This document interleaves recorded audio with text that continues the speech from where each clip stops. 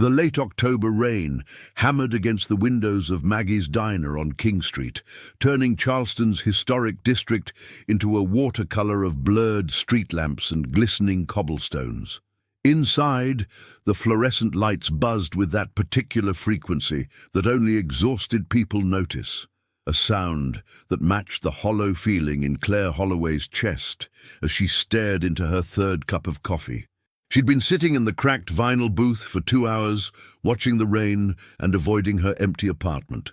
The diner smelled like burnt coffee and yesterday's grease, but it was warm, and the waitress, a woman who looked to be in her late 50s with steel-grey hair pulled back in a fraying bun, hadn't once suggested Claire should leave. Claire watched her now, this woman whose name tag read Diane, as she moved between tables with the mechanical precision of someone who'd done this for decades. There was a limp in her step, barely noticeable, but Claire had been observing people long enough to see the pain behind the practiced smile. Diane's uniform was clean, but worn thin at the elbows, and when she bent to wipe down a table, she winced. A quick flash of discomfort she immediately masked. It was nearly midnight. The diner was almost empty except for a trucker at the counter and a young couple in the corner, who looked like they were having the kind of late-night conversation that changes relationships. Claire checked her phone. 2 missed calls from her sister in Atlanta, a text from her former employer confirming her final paycheck would arrive Friday, and a bank notification that made her stomach tighten. $643. That's what remained of her life in Charleston after 18 months of trying to make it work. The marketing firm had let her go 3 weeks ago. Restructuring, they'd called it, as if that word somehow softened the blow of being deemed unnecessary. Her apartment lease was up in 2 weeks, and she'd already decided she couldn't afford to renew it. Charleston had been supposed to be a fresh start after her divorce.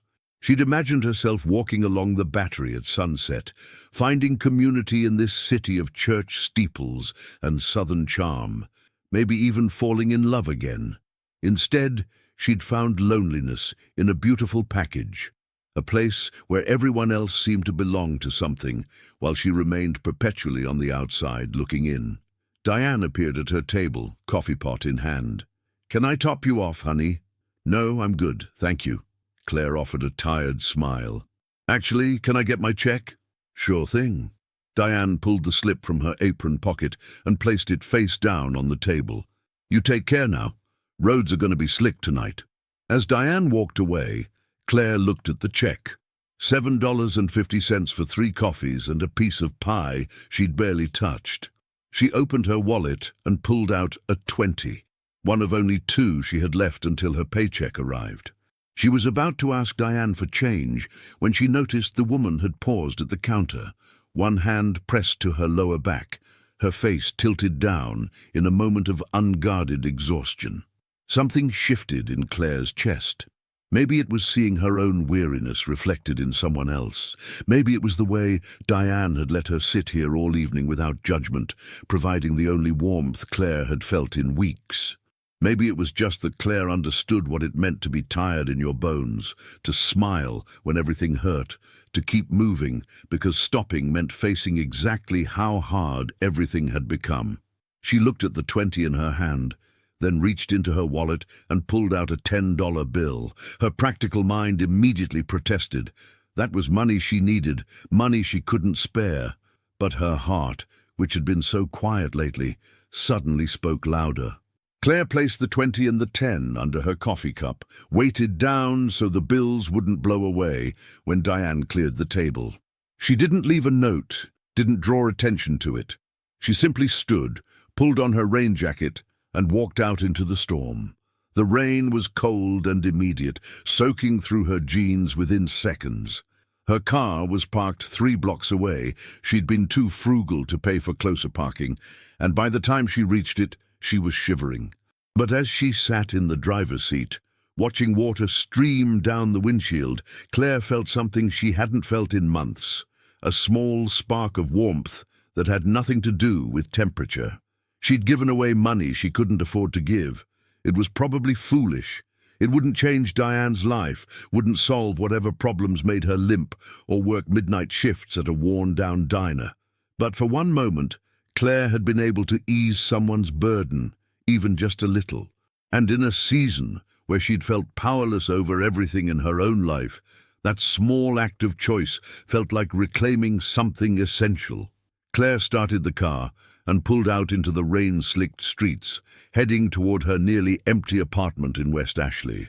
She didn't know that Diane would find the money 10 minutes later and cry for the first time in 3 years. She didn't know that Diane would use that extra money to fill a prescription she'd been putting off, or that the medication would finally ease the chronic pain that had been stealing her sleep. She couldn't have known that the universe had witnessed her gesture and was already preparing its response. Claire's car died on the Ravenel Bridge 2 days later. She'd been driving to a job interview in Mount Pleasant, a receptionist position that paid less than half what she'd been making, but she couldn't afford to be choosy. The morning had started badly. She'd spilled coffee on her interview blouse, couldn't find her other pair of decent shoes, and had left 15 minutes later than planned. Then halfway across the bridge, with Charleston Harbor spread out grey and choppy beneath her, the engine made a sound like metal tearing, and everything went silent, except for the rain that had been falling steadily since Tuesday. Claire managed to coast to the narrow shoulder, her hazard lights blinking weakly. She sat gripping the steering wheel, feeling the suspension bridge sway slightly in the wind, watching cars spray past in the rain. Her phone showed 8:47. The interview was at 9:15. Even if she called a tow truck immediately, there was no way she'd make it. She called the company and left an apologetic voicemail, then searched for tow services, her stomach sinking as she looked at the prices. The cheapest estimate was $150 just to tow the car, not including whatever needed to be fixed. She closed her eyes, doing the math in her head. Even with her final paycheck, she didn't have enough for this and rent and food. A knock on her window made her jump. A man stood in the rain, maybe 40, wearing coveralls with Bobby's Auto Repair embroidered on the pocket. He was drenched, his dark hair plastered to his forehead, and he was gesturing for her to roll down her window. "You okay?" he shouted over the traffic noise. Claire cracked the window. "My car just died. I was about to call a tow truck." "Pop your hood. Let me take a look." "You don't have to." "I'm already wet," he said with a grin. "Might as well be useful." She pulled the hood release, watching through the rain-streaked windshield as he examined her engine. He disappeared from view, and she could hear metal clanking. 5 minutes passed, then 10. Claire checked the time obsessively, even though the interview was already lost. Finally, he appeared at her window again. Try starting her now. She turned the key, expecting nothing. The engine coughed, sputtered, then roared to life. Claire stared at the dashboard in disbelief. The man was closing her hood, securing it with wet, capable hands. Claire rolled down her window further. What was wrong with it? Loose battery cable. Sometimes when it's real humid like this, the connection gets wonky. Should hold for now, but you'll want to get it properly tightened. "Thank you so much. What do I owe you?" He waved her off. "Nothing. Just helping out." "No, really. I should pay you for your time. Lady, I was driving past and saw someone in trouble." "You don't owe me anything." He smiled, rain dripping from his chin. "Just pass it forward when you get the chance." Before Claire could respond, he jogged back to a tow truck parked behind her. She hadn't even noticed it, and pulled away into traffic, leaving her sitting there with a running car and tears streaming down her face. She made it to the interview 30 minutes late, bedraggled and emotionally overwhelmed. She didn't get the job. But as she drove home across the bridge, the morning felt less like a disaster and more like something else, something she didn't quite have words for yet. That evening, there was a knock at her apartment door. Claire opened it to find her neighbor, Mrs. Chen, standing in the hallway with 2 grocery bags. "Hello, dear. I made too much at the store today. You know how it is. You go in for 3 things and come out with everything." Mrs. Chen's English carried the gentle lilt of her native Mandarin. Would you mind taking some off my hands? I hate for food to go to waste." Claire knew Mrs. Chen lived alone. She knew these groceries weren't extras. But she also knew, looking at the older woman's kind eyes, that refusing would mean denying Mrs. Chen the dignity of giving, the same dignity that Mechanic had offered her that morning. "That's so thoughtful. Thank you, Mrs. Chen." Inside the bags were the essentials Claire had been avoiding buying: eggs, bread, fresh vegetables, chicken, rice, enough food for a week, maybe more if she was careful. Mrs. Chen patted her arm and disappeared back into her apartment before Claire could say anything else. Claire stood in her doorway, holding the bags, feeling like the world had suddenly shifted its axis. Two strangers in one day had appeared exactly when she needed them, asking for nothing in return. The next morning, Claire walked to Maggie's diner. She didn't know why exactly. Maybe to see Diane again, maybe just to sit in the place where something had shifted. But when she arrived, the closed sign was up. A handwritten note taped to the door read, "Closed for renovations, reopening next week." She was turning to leave when someone called out, "Claire!" She turned. A man stood a few yards away, holding 2 paper cups of coffee from the cafe next door. He was tall, maybe mid-30s, with gentle eyes behind wire-rimmed glasses, and the kind of face that suggested he smiled often. He wore a canvas jacket and jeans, and there was something familiar about him, though Claire couldn't place where they'd met. "I'm sorry," she said. "Do I know you?"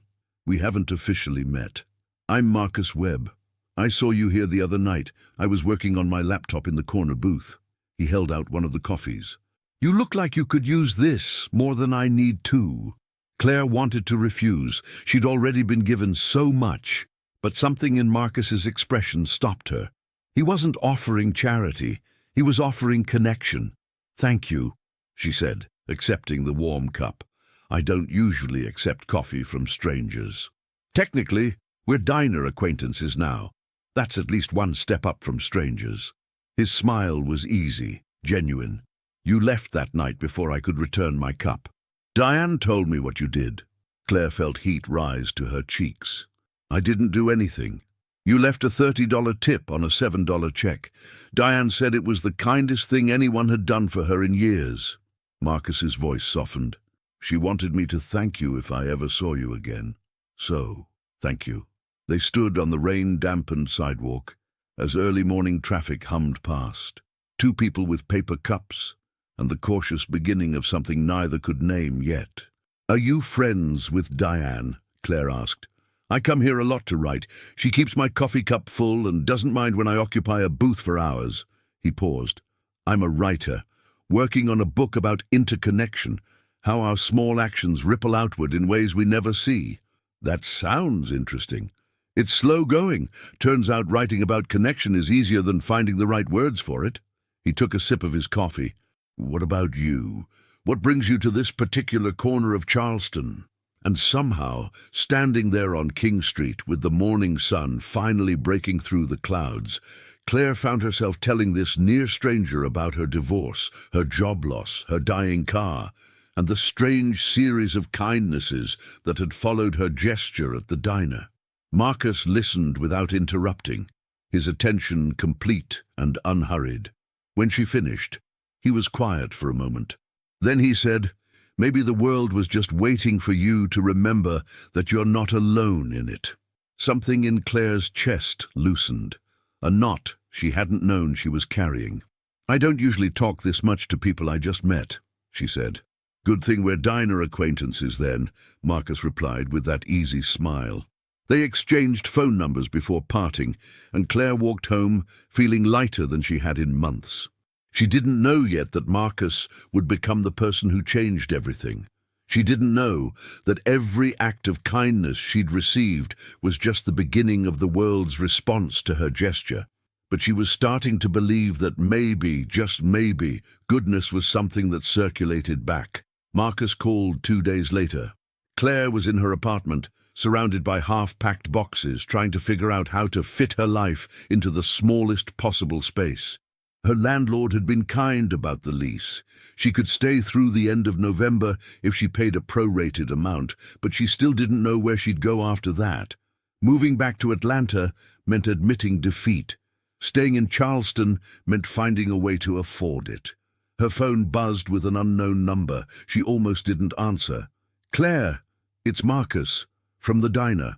"Hi." She sat down on her second-hand couch, suddenly glad to hear a friendly voice. "How are you?" "I'm good. Listen, I have a strange question, and please feel free to say no. There's absolutely no pressure, but I'm teaching a creative writing workshop at the College of Charleston, and one of my students just had to drop out. It's a 6-week course, and it's already paid for, and I thought—" He paused. "Would you be interested in taking her place? No cost, obviously. I just hate for the spot to go empty." "I'm not a writer," Claire said automatically. "That's fine. Neither were most of my students when they started. It's more about exploring creativity and meeting people than producing the next great American novel." His voice was warm, encouraging. "And honestly, after what you shared with me, I think you might have more stories in you than you realize." Claire looked around her half-empty apartment at the evidence of a life being dismantled. What did she have to lose? "Okay," she said. "I'll do it." The workshop met Tuesday evenings in a bright classroom overlooking the cistern yard. There were 8 other students, a retired teacher, 2 college juniors, a nurse who wrote poetry, a contractor with dreams of publishing a thriller, and 3 others with their own stories of why they'd shown up. Marcus facilitated with gentle humor and genuine insight, creating a space where vulnerability felt safe. During the 3rd session, Marcus had them write about a moment when they'd witnessed unexpected kindness. Claire wrote about the mechanic on the bridge, her hand moving faster than her thoughts. When Marcus asked if anyone wanted to share, she surprised herself by volunteering. As she read aloud, she noticed people leaning forward, their faces soft with recognition. When she finished, the room was quiet. "Thank you for sharing that," Marcus said.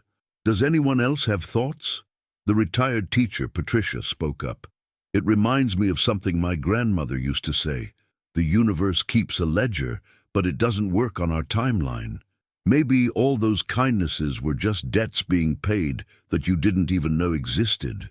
Or maybe," Marcus added, "kindness creates its own momentum. Maybe when we act with generosity, we give other people permission to do the same. It multiplies outward." After class, Claire lingered as the other students filed out. Marcus was gathering papers, humming softly to himself. She'd noticed he often did that, unconscious melodies that seemed to match his mood. "Thank you for letting me join the workshop," she said. "I didn't realize how much I needed this. I'm glad you're here." He looked up, and something in his expression made her breath catch, a tenderness that felt like recognition. "You add something important to the group. Your honesty makes everyone else braver." They walked out together into the November evening, the air crisp and smelling of salt from the harbor. The campus was beautiful in the twilight, live oaks draped with Spanish moss creating cathedral-like canopies overhead. "Can I ask you something?" Claire said. "That first day when you gave me coffee, you said Diane told you what I'd done, but you were already there with 2 coffees before you could have talked to her." The diner was closed. Marcus smiled, caught. "You're right. I actually saw you that night at the diner. I watched you leave the money under your cup, and I watched Diane find it. I saw her cry." He paused, hands in his jacket pockets. "I've been working on this book about interconnection for 2 years, interviewing people, collecting stories, and in that moment I witnessed exactly what I'd been trying to articulate, the pure, uncalculated impulse to ease someone else's burden. You could have just asked to interview me. I could have, but I wanted to know if the kindness would continue, if it was who you are or just a moment. And then I saw your car trouble on the bridge. I was a few cars behind you. I saw Bobby stop to help, and I started to understand that you weren't just the person who gave the kindness. You were also the person receiving it." Claire stopped walking. "You've been following me?" "No," Marcus said quickly. "Not following, just noticing. The way you notice a particular bird in a tree, or a certain quality of light. After that night at the diner, I kept seeing you. At the grocery store, walking near my apartment building, at the coffee shop. Charleston's not that big, and each time I wondered about your story." He looked genuinely concerned that he'd crossed a line. "I'm sorry if that sounds creepy. I'm just a writer who got caught up in a real-life example of everything I've been trying to prove." "What are you trying to prove?" "That we're all more connected than we realize, that our actions matter in ways we can't predict or measure, that the universe might actually bend toward kindness if we give it something to work with." They'd reached the edge of campus. Claire's car was parked on the street, and Marcus lived just 2 blocks away in a carriage house on Trad Street. This was where they'd naturally part ways, but neither of them moved. "I don't feel like I've done anything special," Claire said quietly. "I'm barely keeping my own life together." "Maybe that's exactly when it matters most, when we have almost nothing and still choose to give something away." The streetlights flickered on, casting warm pools of light on the sidewalk. Somewhere nearby, someone was playing piano, something classical that drifted through an open window. "I'm getting evicted at the end of the month," Claire said suddenly. "Well, not evicted exactly, but my lease is up and I can't afford to renew it. I don't know where I'm going or what I'm doing. That mechanic, Mrs. Chen with the groceries, even you with the workshop, all of it has helped, but I'm still just stuck." Marcus was quiet for a long moment, then, "My carriage house has 2 bedrooms. My roommate moved out last month and I've been looking for someone to rent it. The place is furnished and it's cheap because the kitchen's tiny and the bathroom's outdated. Would you be interested?" Claire looked at him, really looked at him, at his gentle eyes and his earnest expression, at the way he'd appeared in her life like an answer to a question she hadn't known how to ask. "Is this part of your research?" she asked, only half joking. "No," he said simply. "This is me realizing that sometimes the universe doesn't just reward kindness, it also creates opportunities for connection, and I'd like to be connected to you, Claire, as friends, as neighbors, as whatever we become." She should have hesitated, should have questioned, should have protected herself from getting hurt again. But standing there under the streetlights with piano music drifting through the evening air, Claire felt something she'd almost forgotten: hope. "Yes," she said. "I'd like to see it." They walked the 2 blocks to Trad Street, talking easily about logistics and lease terms and what furniture she'd need to bring. But beneath the practical conversation, something else was building. A recognition that they'd been moving toward this moment since that rainy night at Maggie's diner. The carriage house was perfect: exposed brick, high ceilings, windows that let in southern light. Claire could see herself here, could imagine writing at the small desk overlooking the garden, making coffee in the cramped but functional kitchen, existing in the same space as this man who seemed to understand something essential about her. "I can move in the first week of December," she said, "if you're sure." "I'm sure." Marcus smiled, and Claire felt her heart do something complicated and terrifying and wonderful. She didn't know yet that Marcus had been looking for a roommate for months, but had turned down 4 interested people because none of them felt right. She didn't know that he'd been watching her with more than just writerly curiosity, that he'd been hoping for exactly this. But she was learning that the world worked in ways her rational mind couldn't always explain, that kindness didn't just come back. It multiplied, it transformed, it opened doors she hadn't known existed. As she drove home that night, Charleston looked different than it had 2 weeks ago. The same streets, the same buildings, the same harbor reflecting the same moon. But now, it felt like a place where she might finally belong. Claire moved into the carriage house on December 1st, a Saturday morning that dawned cold and clear. Marcus helped her carry boxes from her car, their breath misting in the winter air, and she was struck by how natural it felt to be in this space with him, how their movements synchronized without planning, how they could work in comfortable silence, punctuated by easy laughter. By noon, most of her belongings were unpacked. She didn't have much.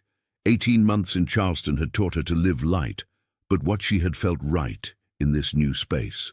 Her books on the built-in shelves, her grandmother's quilt on the bed, her few pieces of art finding homes on the brick walls. Marcus made sandwiches for lunch, and they ate in the small garden behind the carriage house, surrounded by camellias and the last blooming roses of the season. "I've been meaning to tell you something," Marcus said, setting down his sandwich, "about why I wrote this book, why I care so much about connection and kindness." Claire waited, sensing this was important. 3 years ago, I was in a really dark place. My father had just died. I'd lost my teaching position due to budget cuts, and my engagement had fallen apart. I was living in my car, trying to figure out how I'd ended up so completely alone. He looked down at his hands. "One night, I was sitting in a Waffle House at 3 in the morning, and I only had enough money for coffee.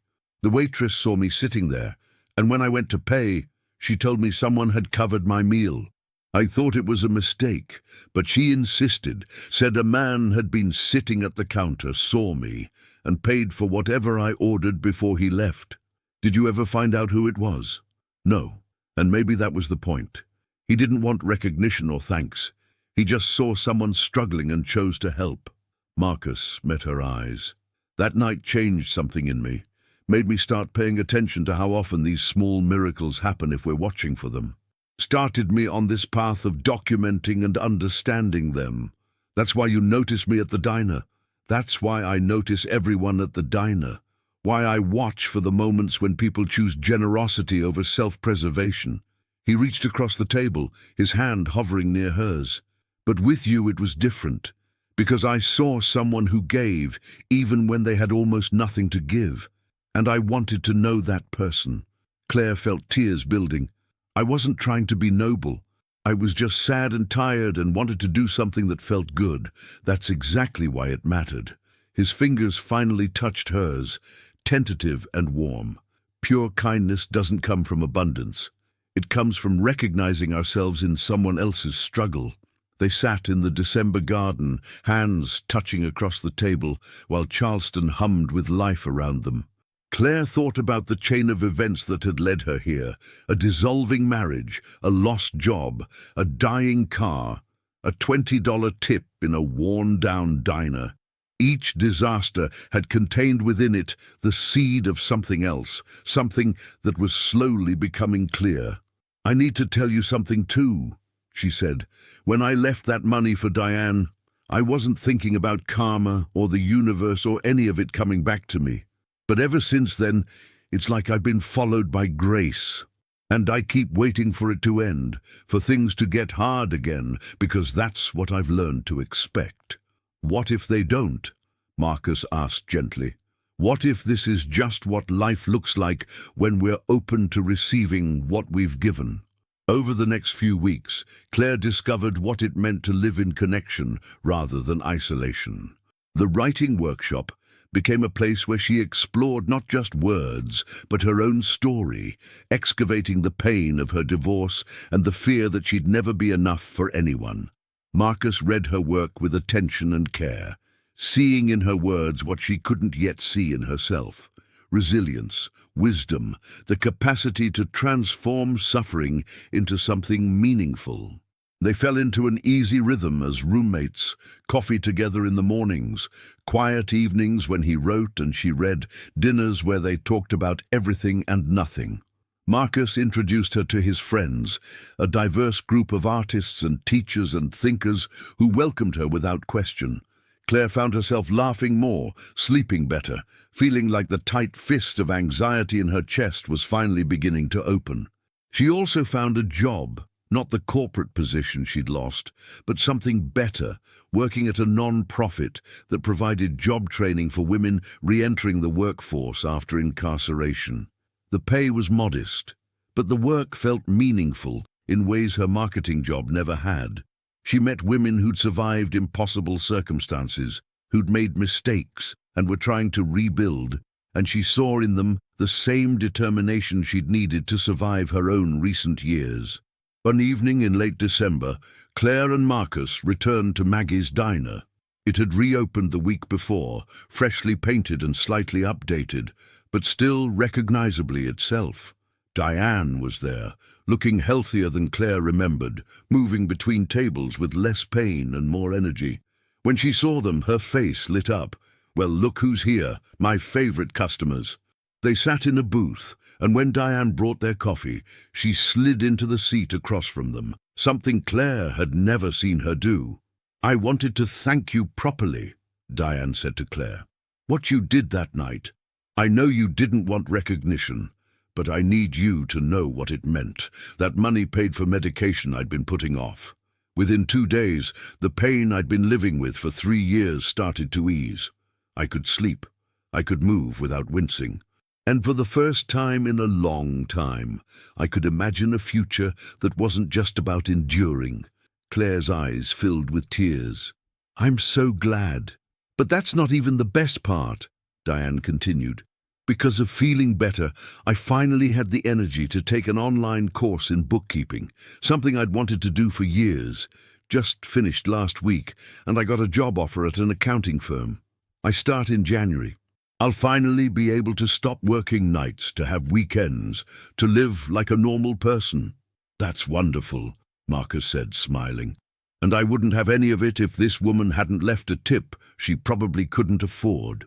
Diane reached across the table and squeezed Claire's hand.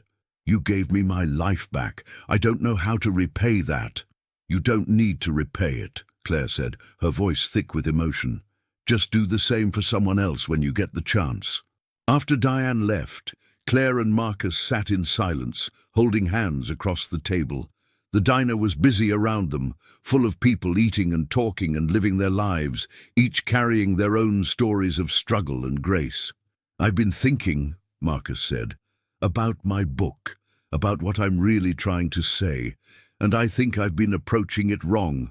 I've been documenting these moments of kindness as if they're isolated incidents, but they're not. They're part of a continuous flow.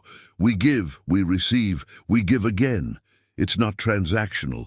It's more like, he struggled for the word, like breathing, Claire offered, in and out, give and receive, over and over. Exactly. He smiled at her, and Claire saw in his eyes something that made her heart accelerate. You helped me understand that. You and your gesture and everything that came after. I didn't do anything. You did everything.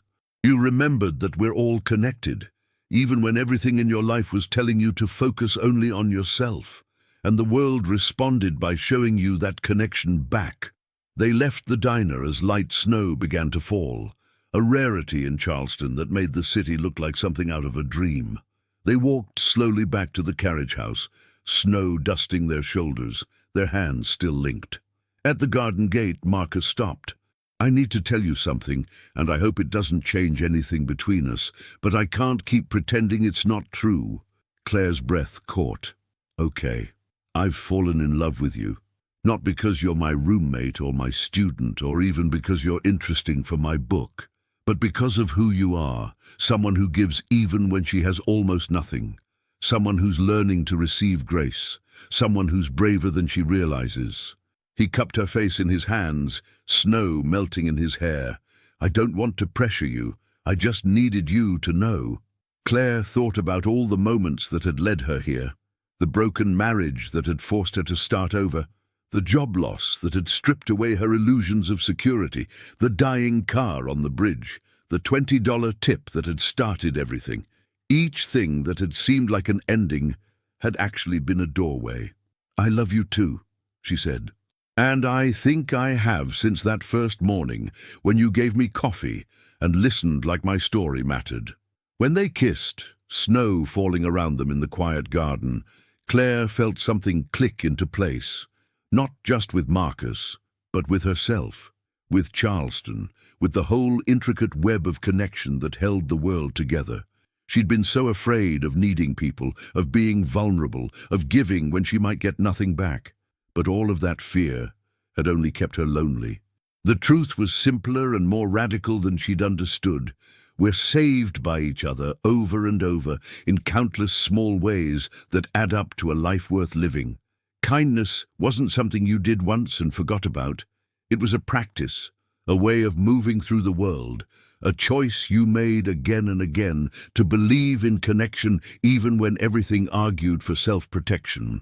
Inside the carriage house, they made dinner together, moving around each other in the small kitchen with the ease of long practice. They ate by candlelight and talked about the future, not as something frightening, but as something they might build together. Marcus told her about a teaching position opening up at the college. Claire talked about ideas for expanding the non-profits programs. Later, sitting on the couch with Marcus's arm around her shoulders, Claire thought about Diane at the diner, about Bobby the mechanic, about Mrs. Chen with her groceries, about all the strangers who'd appeared exactly when she needed them. She thought about how she'd given $30 and received so much more, not because the universe was keeping score, but because kindness creates ripples that move outward and then mysteriously return. "What are you thinking?" Marcus asked. "That I used to believe the world was indifferent, that we're all alone, trying to survive, and kindness is just something nice people do when they can afford it." She turned to look at him. "But I don't think that anymore." "What do you think now?" "That we're all part of the same breathing organism, that when I help someone else, I'm helping myself. That love and kindness aren't separate from survival, they're what we need to survive." She smiled.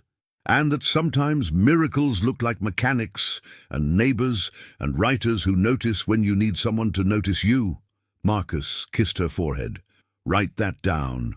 It's better than anything in my book." Outside, the snow continued to fall on Charleston, rare and beautiful, covering the city in temporary grace. And inside the small carriage house on Trad Street, two people who'd found each other through a chain of kindness sat together in the warm light, learning what it meant to build a life on the foundation of love. The kind that arrives when you least expect it, that multiplies when you give it away, that comes back around wearing the face of exactly who you needed to meet. Claire fell asleep that night with Marcus beside her, feeling safer than she had in years. She dreamed of coffee cups and $20 bills, of mechanics and neighbors and waitresses who deserved so much more than the world had given them. She dreamed of snow falling on Palmetto